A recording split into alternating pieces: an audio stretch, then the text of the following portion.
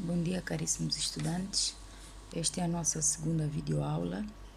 Na primeira videoaula abordamos a primeira unidade, a 12ª unidade. Hoje vamos abordar a unidade 13 até a número 25, que é a última unidade. Sem roubar mais tempo, vou passar a unidade 13, que é a conjugação pronominal. A conjugação pronominal é aquela em que o verbo aparece conjugado com os pronomes. Ela pode ser reflexa ou recíproca, de acordo com a ação do verbo. Temos aqui alguns exemplos. Por exemplo, na conjugação pronominal reflexa, é aquela em que indica a ação do sujeito, é aquela que recai sobre ele próprio. Por exemplo, eu penteio-me todas as manhãs. A ação recai sobre mim. Eu penteio-me. Outro exemplo, eu visto-me. Eu sento-me. Então, a ação recai sobre o sujeito.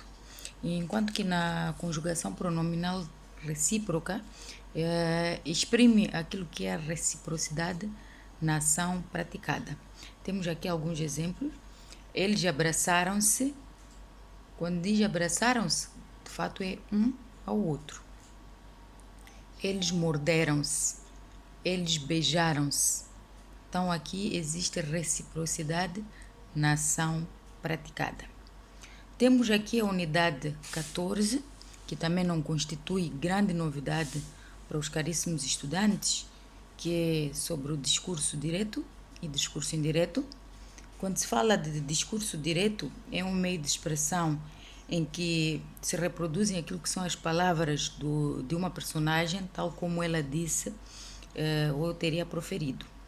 Temos aqui o discurso indireto, que é o processo pelo qual o narrador informa o leitor acerca do que uma personagem teria dito ou pensado. Tenho aqui alguns exemplos. Por exemplo, no discurso direto, eu dou-te o dinheiro. Passando para o discurso indireto, ele disse que lhe dava o dinheiro. Temos o outro exemplo. Nada te acontecerá. Passando para o discurso indireto, ele disse que nada lhe acontecerá. Então, falar do discurso direto e indireto, penso que já é do vosso conhecimento, tem um conhecimento básico acerca disso, mas podem aprofundar no nosso manual técnica de expressão, tem mais informações. E passando aquilo que é a unidade 15, sobre a ficha bibliográfica, dizer que a ficha bibliográfica é a informação coletada nos livros, assim como noutras fontes de conhecimento. Essas fichas são muito importantes no âmbito acadêmico e fica claro que aí deve-se colocar o autor, toda a informação necessária sobre a obra. É importante sabermos que um autor, não é, abordou o assunto X no ano X e facilita muito aquilo que é a localização das obras pelos estudantes. E na unidade 16 aborda-se sobre as fichas de leitura. Sabe-se que é difícil memorizar tudo aquilo que nós lemos ou aquilo que nós ouvimos. Então é necessário que se faça fichas de leitura. Existem várias fichas de leitura. Podemos começar com a ficha analítica, que contém aquilo que é uma análise sumária da obra ou do artigo. Normalmente essas fichas são breves, usa-se os verbos ativos e existe a ausência de repetição. Então, é importante que se faça essas fichas para facilitar aquilo também que é a nossa compreensão. Podemos ver a outra ficha, que é a ficha de citação, onde se reproduz frases consideradas relevantes num trabalho. Essas fichas nós copiamos normalmente a informação como aparece no texto original e coloca-se entre aspas para mostrar que de fato é uma citação, por exemplo, direta. E existe também a ficha de resumo ou síntese. Aqui apresenta-se um resumo ou a síntese daquilo que são as ideias principais. Aqui o autor usa a sua capacidade de compreensão para fazer esse tipo de ficha. E por fim temos a ficha de comentário, que é uma interpretação crítica das ideias do autor sobre a forma, sobre o conteúdo, a clareza ou aquilo que é a obscuridade do próprio texto, sobre a comparação com outros textos ou sobre a importância da própria obra. Então é importante que, como estudantes universitários, comecemos a fazer esses tipos de fichas. Por exemplo, uma ficha de resumo facilita de fato aquilo que é o tempo que nós podemos levar a voltar àquilo que é o texto original. Então, como estudantes, é necessário começarmos a fazer as fichas de leitura. Depois temos o sumário. O sumário é um texto relativamente curto que tem por objetivo relatar as atividades de uma aula. Normalmente, o sumário faz-se no fim da aula. O que é que se abordou, quais foram as atividades levadas a cabo dentro daquilo que é a aula, quais foram os pontos principais abordados. Não podemos confundir o tema e o resumo. O tema é feito no início da aula, enquanto que o sumário é feito no final da aula. Depois temos a unidade 18, que aborda sobre os textos administrativos, que são aqueles que circulam na área da administração, nas instituições, nas organizações. São textos bastante importantes. Existem vários. Temos, por exemplo, a ata de reunião, temos a convocatória, temos o relatório, entre outros textos. São textos que devem ser de conhecimento de todos os estudantes. É importante saber que dentro de uma organização existem alguns documentos, então são chamados de textos técnicos funcionais. Vou passar aqui também a apresentar a unidade 19, que tem a ver com as formas de tratamento. Dizer que os pronomes de tratamento são palavras ou expressões que usamos para nos referir às pessoas em consideração. Pode ser ao cargo que exercem, à posição social ou ainda para indicar a formalidade de respeito. Então, a forma, por exemplo, como eu dirijo-me ao Presidente da República não é a mesma forma como eu me dirijo aos papas. Ao Papa, aos bispos. Não é a mesma forma como eu me dirijo a um advogado. Então, a forma como eu me dirijo a essas pessoas, as expressões que nós usamos, varia em função desses elementos que acabei de mencionar. Seja a posição social, seja o cargo que exercem e o respeito que nós devemos dar a essas mesmas pessoas. Então, isso varia de pessoa para pessoa, ou de cargo que exerce, ou da posição social em que se encontra. E vocês podem ver no nosso manual os pronomes que são usados para essas pessoas ou para essas entidades. Temos também a unidade 20, que é a carta. A carta é uma conversa por escrito dirigida a uma pessoa ausente. É um meio de comunicação já antigo e que está a perder o seu espaço com aquilo que é o avanço tecnológico. Hoje em dia é fácil ligar-se para a pessoa, falar-se, em vez de escrever uma carta. Então, com o avanço tecnológico, a carta passou a perder o seu espaço no meio social.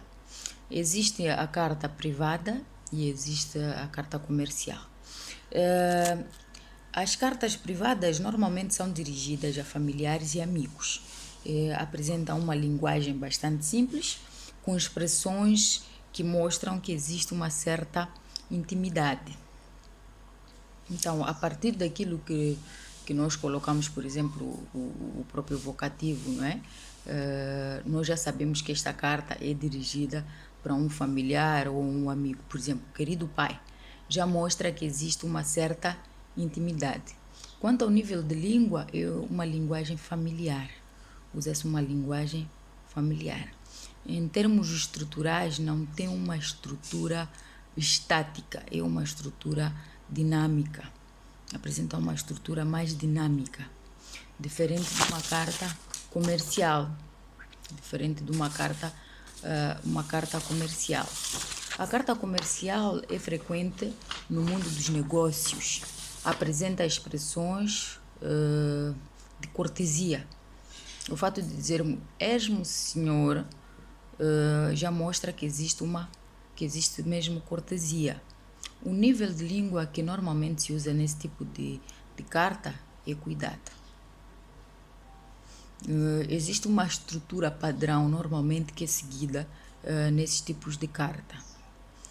E passamos aquilo que é a unidade 21, que aborda sobre a convocatória, que é de fato um texto administrativo que circula na área da administração.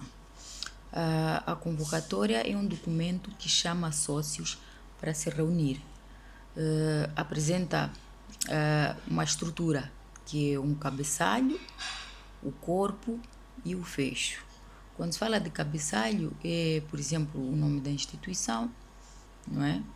Por exemplo, se for uma escola, não é? Escola primária completa de Quilimane, ou de Nampula, ou da Beira, depende de onde é que está-se a fazer essa mesma convocatória. Depois aparece o título também, convocatória. Tem aparecido depois disso o corpo, onde diz que está-se a convocar um determinado grupo para uma determinada reunião a ter lugar no dia X, no sítio X, na hora X, com a agenda X. Então, são elementos indispensáveis quando se faz uma convocatória. Não basta só dizer que está a convocar para uma reunião, por exemplo, os professores, sem especificar qual vai ser o lugar da reunião. Pode ser uma determinada sala, pode ser a sala do diretor da escola, e em que horas é que vai se fazer essa mesma reunião.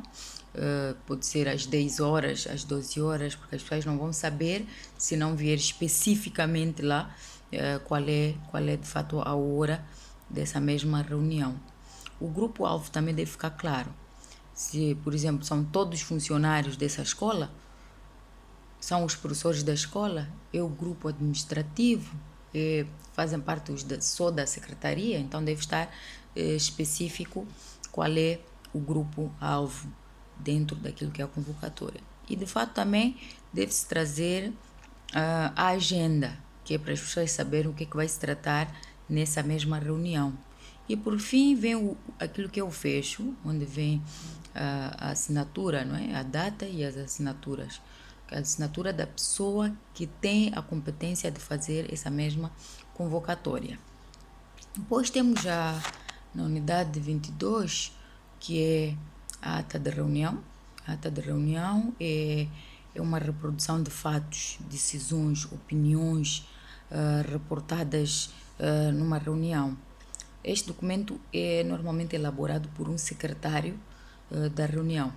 Então, aquele que elabora a ata chama-se secretário ou secretária, dependendo da pessoa que está a fazer a ata. Se for mulher, é uma secretária; se for homem, é um secretário. E na ata são relatados todas intervenções dos participantes. Estruturalmente, está dividida em 3 partes, que é o cabeçalho, o corpo e o fecho. Obedece uma estrutura fixa para o encerramento da ata, e vocês podem ver aí no nosso manual. Então, tudo o que é dito numa reunião deve-se colocar na ata. Normalmente, os números aparecem por extenso. Os espaços devem aparecer trancados. Não deve existir espaço aberto. Então, essas são algumas características da ata de reunião.